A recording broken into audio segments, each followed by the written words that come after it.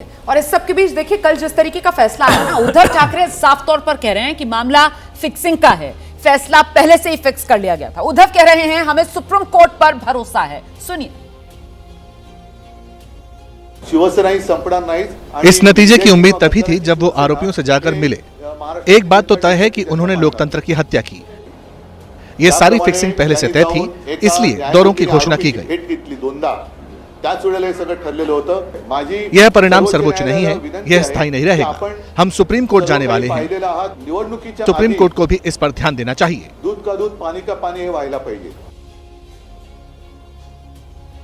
तो फैसला आने से पहले भी जो बात कही जा रही थी उद्धव गुट की तरफ से कि साहब मैच फिक्स है, फैसला पहले से फिक्स है। मुलाकात देख लीजिए आप, हो गए राहुल नार्वेकर और एकनाथ शिंदे की। फैसला आने के बाद भी कमोबेश वही आरोप दोहराते हुए उद्धव ठाकरे नजर आए। लेकिन अब सवाल बड़ा विजय जी हो जाता है कि उद्धव का दावा हारा, विक्टिम कार्ड का सहारा, और इसी वजह से जो फॉर्मूला सामने निकल कर आ रहा है कि गठबंधन में साथी 20-20 कांग्रेस और उद्धव गुट शिवसेना का और 6 एनसीपी शरद पवार।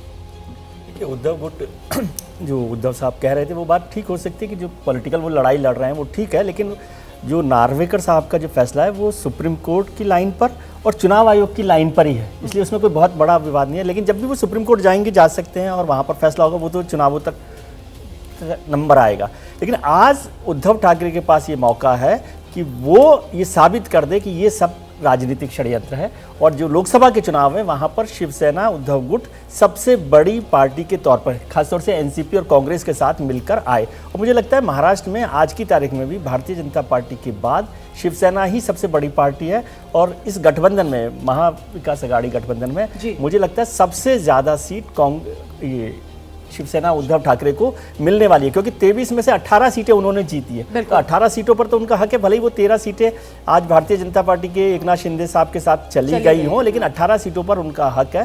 कांग्रेस 22 सीटों पर नंबर 2 पर होगी, लेकिन वो तो 18 सीटों पर नंबर 1 है ही, और 23 में से 18 वो उनका नंबर कम क्यों हो रहा है, क्योंकि 25 सीटें उन्होंने भारतीय जनता पार्टी को दे दी थी, तो उसमें भी उनका हक बनता है कायदे से। और मुझे लगता है कि महाविकास अघाड़ी में सबसे ज्यादा सीटें किसी को मिलेगी तो वो शिवसेना उद्धव ठाकरे को मिलेगी, और उसके बिना इस गठबंधन का कोई मतलब नहीं है। महाविकास अघाड़ी का